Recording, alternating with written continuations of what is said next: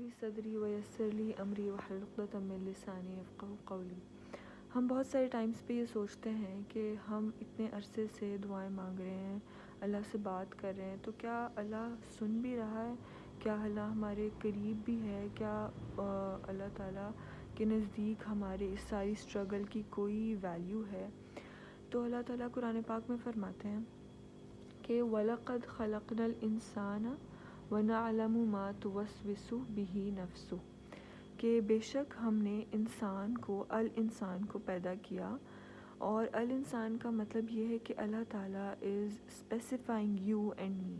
And not just talking about all the human beings, but اللہ تعالیٰ اس وقت ہماری بات کر رہا ہے، میری، آپ کی، اور ہمیں کہہ رہا ہے کہ میں نے تمہیں پیدا کیا ہے اور میں نے تمہیں ایسے چھوڑ نہیں دیا ہے، بلکہ میں جانتا ہوں whatever your soul whispers to you. اور اس میں جیسے ہم نارملی وسوسہ کو نیگیٹو سینس میں لیتے ہیں وچ از، لیکن اس کا ایک دوسرا مطلب بھی ہے، اور وہ یہ ہے کہ اللہ تعالیٰ جانتا ہے ہمارے مائنڈ میں ہر وقت کون سی تھاٹس چل رہی ہیں، کون سے ہمارے سب کانشیس میں ایسے چیزیں ہیں پاسٹ ایکسپیرینسز کی جو ہمیں ہرٹفل بیہیویئر کے طور پہ ہمارے دماغ میں اس وقت چل رہی ہوتی ہیں ہر وقت، جو ہے پاسٹ کے ایکسپیرینسز ہیں۔ اس کے علاوہ ہم جو چیزیں ہمیں رات کو اویک رکھتی ہیں، ہمیں سونے نہیں دیتی، ہر وہ چیز جو ہمارے دماغ میں آ رہی ہوتی ہے، اللہ تعالیٰ کہتے ہیں کہ میں جانتا ہوں کہ اس کا نفس اسے کیا وسپر کرتا ہے۔ تو اللہ تعالیٰ آگے فرماتے ہیں وَنَحْنُ أَقْرَبُ إِلَيْهِ مِنْ حَبْلِ الْوَرِيدِ، اور ہم اس کے قریب ہیں اس کی جگلر وین سے بھی زیادہ۔ تو اقرب کا یہاں پہ اللہ تعالیٰ نے ورڈ یوز کیا ہے جس کے 3 مطلب ہیں۔ ایک ہے قریب ہونا ان اے سینس کہ کسی کے قریب ہونا جگہ میں، دوسرا قریب ہونا کہ قریب کے ریلیٹیوز، ان کو اقرب کہتے ہیں، اور اس کا تیسرا بہت خوبصورت مطلب ہے قربانی دینا۔ تو بیسیکلی اس میں اللہ تعالیٰ کہہ رہے ہیں کہ ہم تمہارے ریلیٹیوز، تمہارے جہاں پر تم ہو اس سے بھی زیادہ قریب ہیں ہم تمہارے، اور بیسیکلی جو آپ کے جتنا قریب ہوتا ہے وہ آپ کی سچویشن کو اتنا زیادہ سمجھتا ہے، وہ آپ سے اتنے کم کمپلینس کرتا ہے کہ تم نے یہ کیوں نہیں کیا، یہ کیوں نہیں کیا، بیکاز ہی نوز کہ آپ اس ٹائم پہ یہ نہیں کر سکتے تھے، آپ کی رسپانسبلٹیز کیا تھیں، آپ کے سرکمسٹانسز کیا تھے۔ تو اسی طرح سے جو جتنا قریب ہوتا ہے وہ اتنا سیکریفائس بھی کرتا ہے، کیونکہ وہ سمجھ رہا ہوتا ہے سچویشن کو۔ تو ہم یہ کیوں سوچتے ہیں کہ اللہ تعالیٰ بینگ دا موسٹ نوئنگ اور ہماری سچویشن کو سب سے زیادہ سمجھنے والا،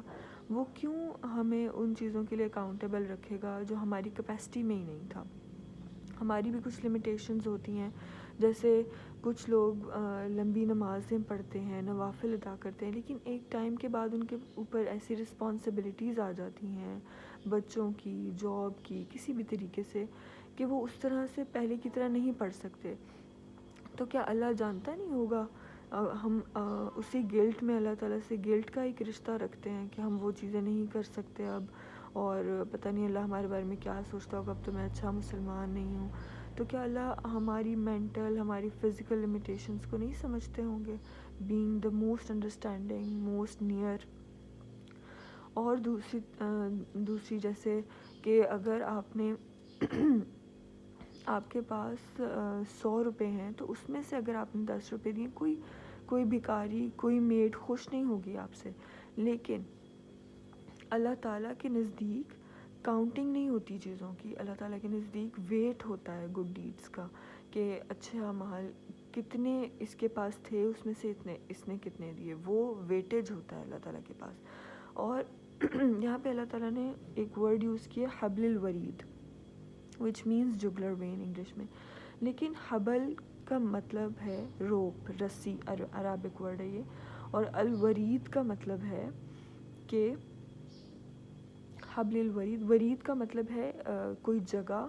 جیسے کوئی راستہ آنے جانے کا، اور